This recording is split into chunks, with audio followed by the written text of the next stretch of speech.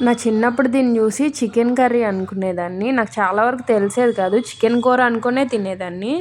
చికెన్‌కి, కర్రీకి నాకు పెద్ద వేరియేషన్ కూడా తెలిసేది కాదు. ఆ పీస్ అలానే అనిపిచ్చేది చూస్తే. ఓకే. చికెన్ కర్రీనే అని చెప్పేసి అనుకునేదాన్ని గానీ, నాకు టేస్ట్ అసలు తెలిసేది కాదు.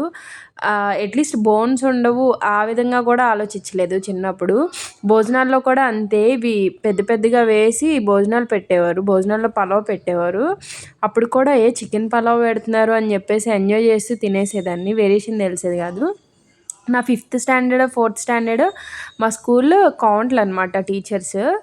సో, నాన్ వెజ్ ఎలో ఉండేది కాదు. ఓన్లీ ఎగ్ ఎలో అనమాట. వన్ డే నేను ఇది తీసుకొనెళ్తే, "ఏంటి చికెన్ కర్రీ తీసుకొచ్చావా?" అని అడిగారు. ప్రతిరోజు మాకు లంచ్ బాక్స్ చెక్ చేసేవారనమాట స్కూల్‌లో.